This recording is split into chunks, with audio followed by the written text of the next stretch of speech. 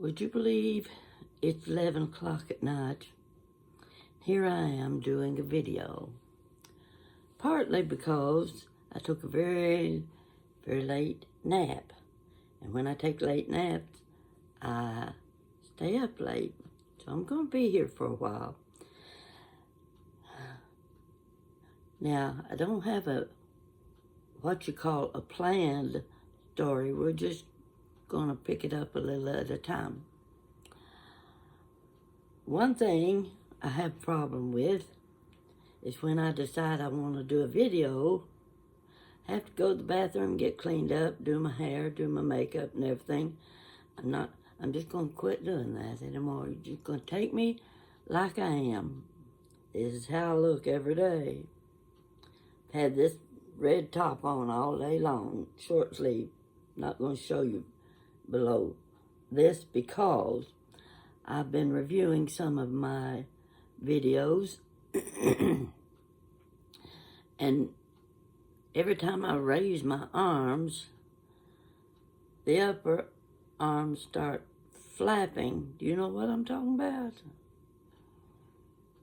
Flapping like airplane wings. And they're so wrinkled, so wrinkled. From now on, when I go shopping, I am not buying short sleeve shirts. They're all going to be long sleeve. Going to be long sleeve. I'm tired of looking at all those wrinkles in my arm. Looks like cowhide. So, I'm hoping to stick to that change, but it looks like I'm going to be taking a lot of shirts to Goodwill because I've got a lot of short-sleeved ones, and they're nice ones, though. In fact, the one I've got on, I got at Goodwill. I don't think it'd ever been worn. So, let's get on with the story. I was sitting here this afternoon, and my memories came up on Facebook, and I thought, I recognize that picture. Oh my gosh, that's a picture of when my grandson graduated from college. He was going to Indiana University. And I had gone with my daughter Jan. We'd driven to Bloomington, Indiana, met my son there. And we were at the school to watch the graduation ceremony. Now, we were right up in the rafters. In fact, I could have raised my hand or stood up and bumped my head. And the place was full, just full. While we were observing all the students, there was a lot of students parading through that building. And, of course, you're looking for only one. There's only one that matters. Is the one that belonged to you. This was my grandson, Trevor. His graduation. Well, we discovered Quincy Jones was going to be the speaker, commencement speaker. Well, you all know who Quincy Jones was or is. In fact, I looked him up because I couldn't quite remember his name while I was looking at this photograph. And, you know, he's 90 years old now. He's done wonders with his life. And I'm going to tell you a little bit about Quincy Jones in relation to the movie series Roots. Everybody watched Roots back in the late 70s. Alex Haley's Roots. Couldn't wait for the next week's series. Now, part of the music was done by Quincy Jones. Let's see where I want to go. I tell you what, I took some notes. I'll show them to you. Can you read that? I can't either. It says Quincy Jones, a record producer. He was a songwriter, composer, arranger, film and TV producer. Well, let's see what else. In 1977, he did the music composition for the series Roots. Now, I don't have to tell you anything about Roots. You know who Alex Haley was. In fact, I've seen him because he came to a festival in Tennessee. It was the Appalachian Museum Festival that they had once a year. He was there. Brooke Shields was there that day. And he was staying in an inn on down the road from where the museum was. Now, let's see, where was I going from there? I wanted to tell you about this because I got to see Quincy Jones at the commencement at Indiana University, and we didn't expect to see him there. I didn't know he was going to be the main speaker. And when I read all the things that he's done in music, it's just, his career is amazing. And to think that now he's 90 years old. Now, what I wanted to tell you about Quincy Jones was, my sister was looking at houses. She was ready. She lived way up on a hill, and she wanted off that hill. So she's looking at houses for sale. Now, we lived in this little town back during the war. And the main street, the one where the nice homes were, was Eagle Bend Road. Oh, you drive out Eagle Bend Road to see the beautiful home. Now, there were two houses side by side that she was going to be looking at. She was with the realtor, and I'm just wandering through the houses, looking at the room by room. And one thing I remembered when we lived there during the war was the houses on the other side of the street backed up to the river, the Clinch River. They had big front yards. Oh, the land sloped down, and way back right by the river were the houses. That's where we would go on Sunday afternoon, drive down Eagle Bend Road just to see the pretty homes. And it just occurred to me while I was thinking about that this afternoon, I remembered going to a birthday party when I was about 9 years old. Two little girls in my class were having a birthday. They were twins. In fact, they were the daughters of the local newspaper editor. Well, I'd never been in a house like that. And I was a little edgy, excited, going to go into this pretty house.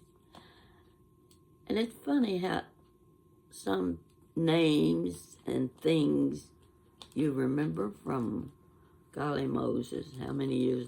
Okay, 70-some years. The twins were named Natalie and Katrina. Now, why would you remember those names after about 75 years? Actually, more than that. But Natalie and Katrina seemed to just go together. I loved saying the name. So that's the street where my sister was looking at the houses. We've been through the first house, and in the bedrooms were typewriters. Well, they were still using typewriters then. And we go over to the second house. Has an upstairs. They both had an upstairs. Old homes, pretty houses. So the realtor was taking my sister through room by room, describing this, describing that. So I wandered on up the steps to the bedrooms upstairs. I stepped into the first bedroom, and it was stacked with boxes. Boxes, where your computer paper, you know what size boxes computer paper comes in. That's about the size of all those boxes stacked on top of each other. What in the world was this? Well, I saw something laying on top of one of those boxes, and it was kind of odd little stick, wooden stick, had a little color to it. Here I go, rubbing my nose again. So I pick it up, and it's got 2 or 3 feathers.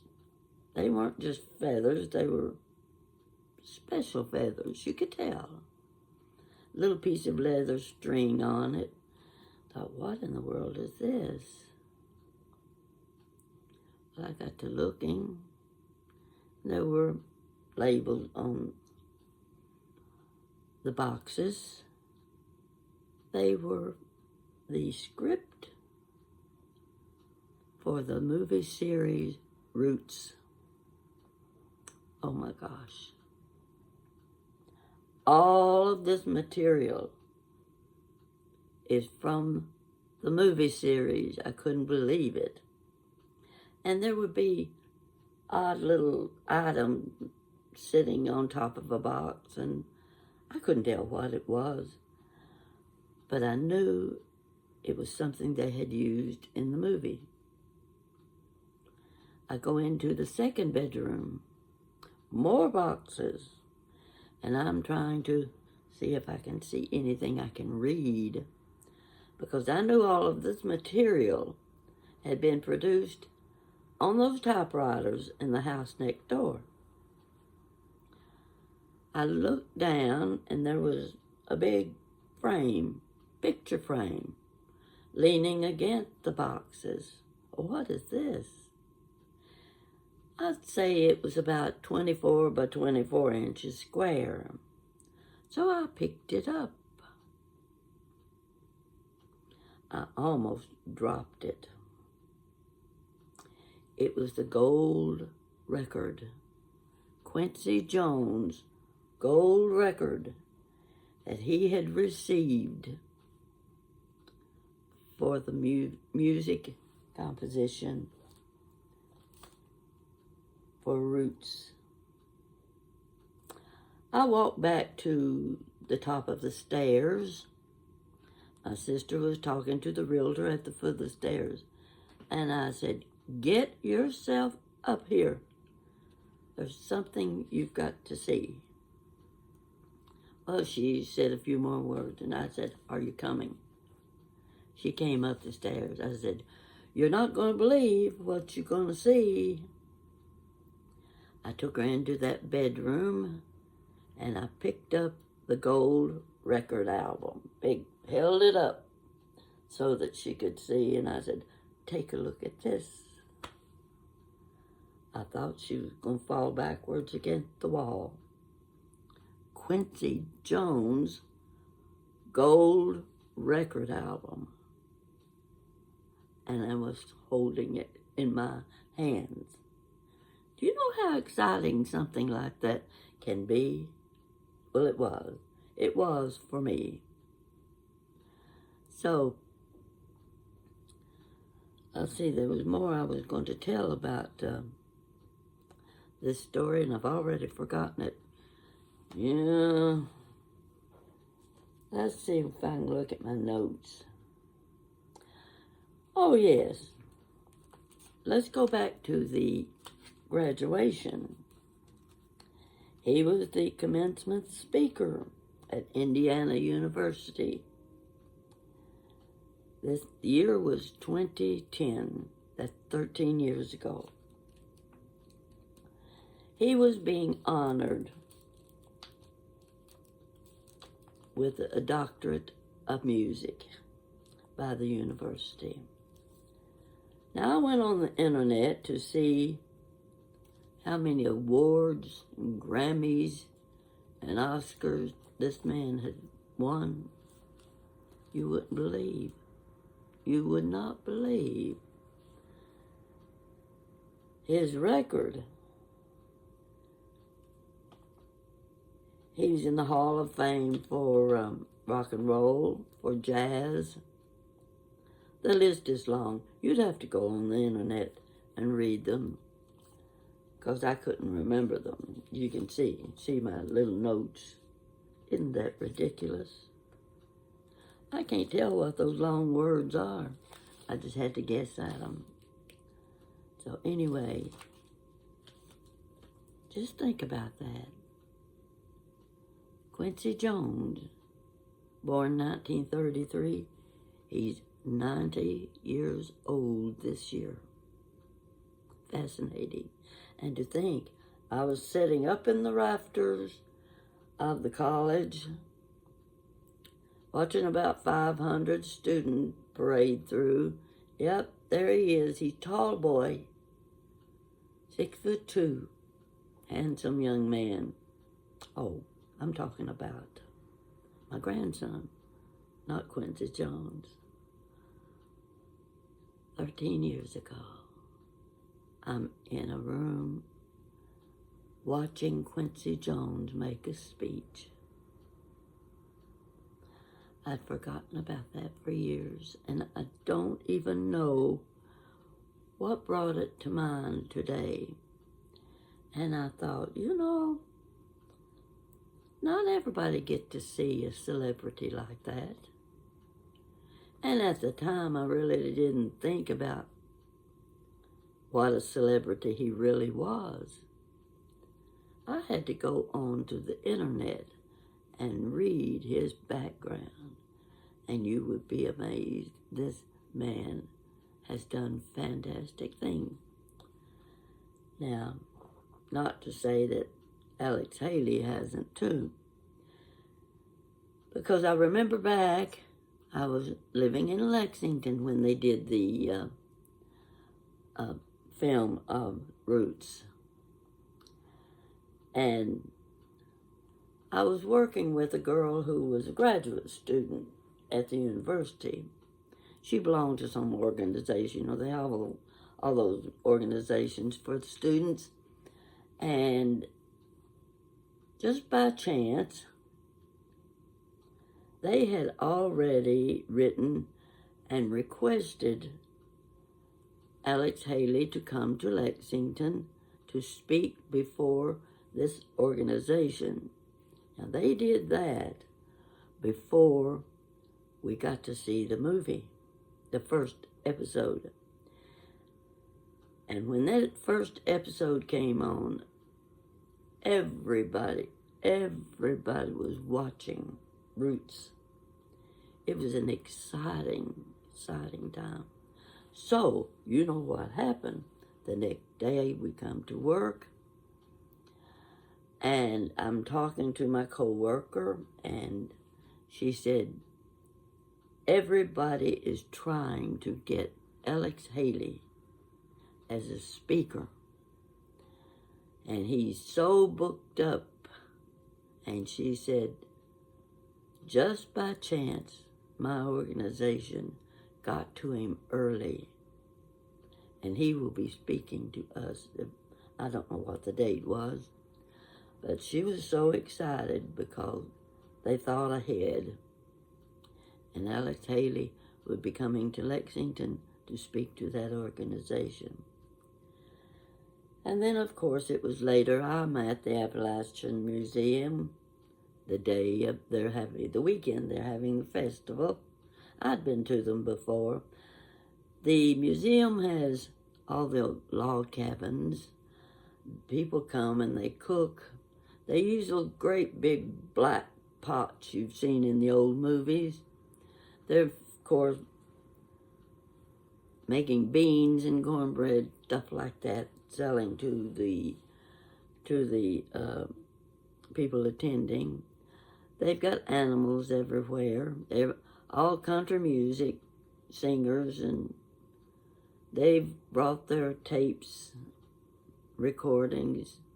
They're selling them to the attendees. It's really a good thing to see. In fact, if you remember a movie, I believe it was Jane Fonda, The Doll Lady. Part of that movie was filmed at the Appalachian Museum. So you could go from cabin to cabin, and they had one that was a little one-room school. It was a pretty nice thing. And riding around on the back of a wagon was Alex Haley, and would you believe Brooke Shield? Yes, she was there with her mother.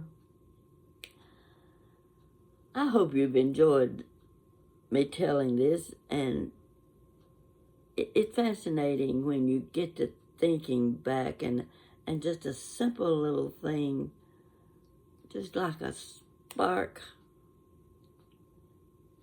and you remember Alex Haley.